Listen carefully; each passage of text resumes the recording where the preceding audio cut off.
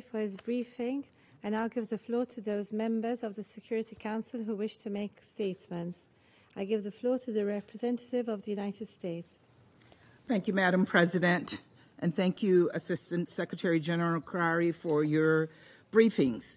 The United States condemns in the strongest possible terms the DPRK's February 18th and February 19th launches of 3 ballistic missiles. This included the DPRK's 9th international ballistic missile launch since the start of 2022. The ICBM was launched at a lofted trajectory and landed in the Sea of Japan. This sustained pattern of flagrant violations by the DPRK of Council resolutions explicitly prohibiting DPRK ballistic missile launches demands a response from this Council. Colleagues, there's no dancing around a simple fact. The resolutions the DPRK is violating are ours. They came directly from this Council. We are charged with maintaining international peace and security, but in the face of unprecedented launches last year, 2 permanent members forced us into silence in spite of countless DPRK violations. On this vital matter, silence leads to irrelevance. I call on the Council to condemn these ballistic missile launches. I call on the Council to urge the DPRK to comply with its international obligations under all relevant Security Council resolutions. And I call on the Council to encourage the DPRK to engage in meaningful dialogue. At minimum, these 3 points should be agreeable to everyone in this room. After all, we're tasked with preserving international peace and security, and the DPRK's repeated ballistic missile launches, coupled with its threatening rhetoric, is undermining just that. Our repeated failures to respond emboldens the DPRK to conduct these destabilizing and escalatory launches without fear of consequences. But this failure is not collective. It is specific. It stems from the 2 veto-wielding members of this Council who have repeatedly shut down all efforts at a meaningful response. They've blocked all of our attempts at robust responses instead of condemning any move by the Council to stand behind its own resolutions as provocative. As a result, the Council is failing to do its job. It may be tempting to see this weekend's launch as a rebuke from Pyongyang, a warning to the Council that we ought to remain silent about its openly declared campaign to build an arsenal of nuclear weapons. The reality is that the last time this Council sent a strong, united message to the DPRK was in December of 2017, more than 5 years ago. When we did that, Pyongyang refrained from any major provocations for nearly 5 years. It also engaged in dialogue. The reality is that those who shield the DPRK from the consequences of its escalatory missile tests put the Asian region and entire world at risk of conflict. The DPRK showcased several ballistic missile systems, the development of which is banned by Security Council resolutions at its recent military parade. Pyongyang paraded short-range ballistic missiles, Hwasong-17 ICBMs, and an ostensibly new solid propellant ICBM system. The regime also touted its tactical nuclear units. If 2 member states continue to prevent this Council from carrying out its mandate, we should expect the DPRK to continue to defiantly develop and test these weapons. The Council's lack of action is worse than shameful. It is dangerous. Now is the time for the Security Council to work together toward a peaceful solution on the Korean Peninsula before it's too late.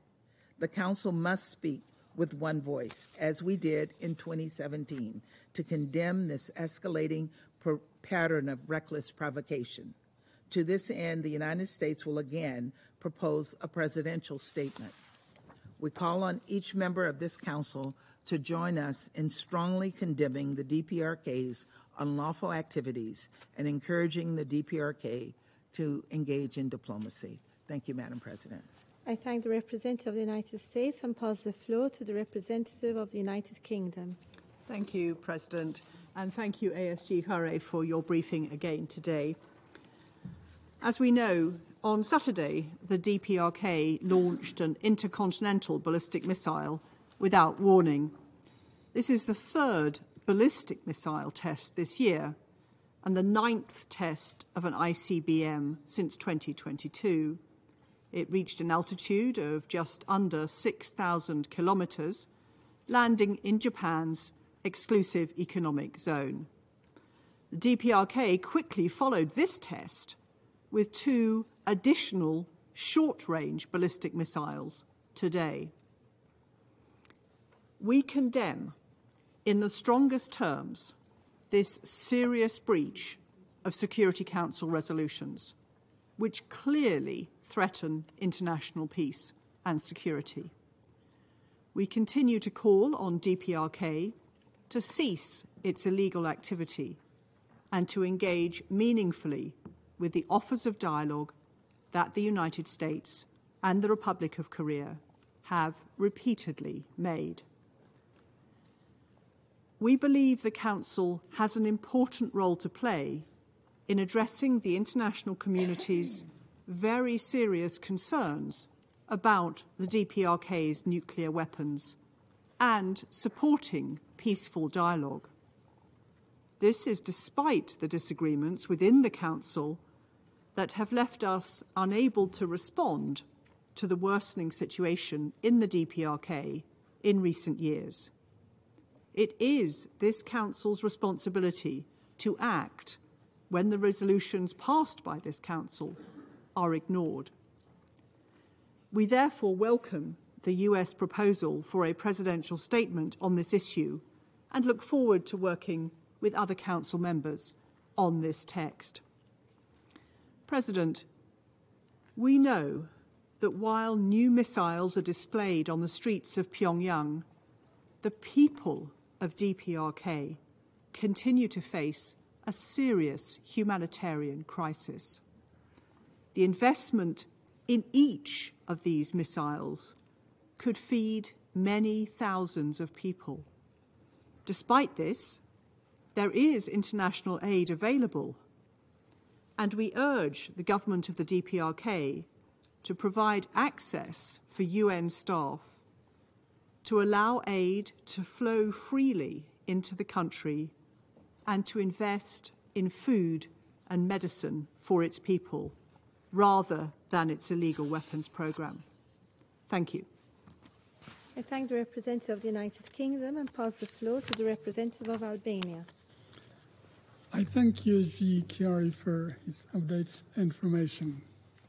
Colleagues, here we are again at square zero, a few days after our last meeting on DPRK. At that meeting, some of our colleagues maintained that there was no reason to meet. The regime in North Korea, faithful to its notorious reputation, proved them wrong. We strongly condemn the recent intercontinental ballistic missile launches. They seriously threaten the regional and global peace and security, and the fact that they flew into Japan's economic exclusive zone shows the lack of respect the regime has for anything: international law, rules, civil aviation, its neighbors. By doing so, the regime is telling to the world that it has decided to continue the same policies and actions of last year: continual provocations and escalatory measures, developing even more capable tactical weapons of mass destruction, sophisticated ballistic missiles program. What else would we need to agree and conclude that DPRK is a clear, present and growing threat for the Korean Peninsula and beyond? That its policies are a serious concern for the international community, that they must stop and be met with the right proportional response? The DPRK has resolved to remain in the totally opposite path the Security Council has called for and is rushing in its reckless behavior. It is clear that DPRK has chosen its attitude. It is now up to the Council to demonstrate if it has chosen its own. We are left with the choice of acting as we should, or continue tolerating a regime stubborn in its open defiance to agreed rules and in blatant disregard to Security Council resolutions. The dictator in North Korea must be laughing and proudly parading before his generals that even after more than 70 launches, all provocations, the Security Council has been muted and has not been able to utter a single word to condemn its reckless and dangerous policies. We have said it before and we reiterate it. The silence of the Council to the growing illicit activities is wrong, dead wrong, because the Council has the responsibility to act. Not doing so erodes its credibility, because the silence of the Council is counterproductive as it only emboldens the regime in its attitude, and because remaining silent means shielding DPRK and encouraging similar rogue behaviors elsewhere in the world. It is high time, past due time, we came clear on this issue. We also deplore the fact that the regime continues to starve its people by devoting its meager resources to armament, not to help millions of citizens in need, not to help the economy and support development. We also deplore illegal cyber activities the regime has continuously deployed, stealing money from anywhere they can to support its weapon of mass destruction program. Today, such illegal and unacceptable activities would have been under sanctions had there not been a veto to save them. Colleagues, the regime continues to reject talks and negotiations on the full, transparent and irreversible denuclearization of the Korean Peninsula. But we must not stop our efforts and continue to call on the DPRK to engage into an unconditional and meaningful dialogue for their benefit and their future. One day they will understand how wrong they have been in their paranoia, how much time they have unnecessarily lost, and how backwards they will find themselves when the prison in the open air will come to an end, because like every other of its kind, it will end. Meanwhile, it is time for the Council to do its job, to come together, be united, and speak with one voice. Any other attitude deserves the Council, its role, peace and security in the peninsula, and beyond. It also deserves badly North Korea and its people because it keeps them isolated and under false illusions. I thank you. I thank the representative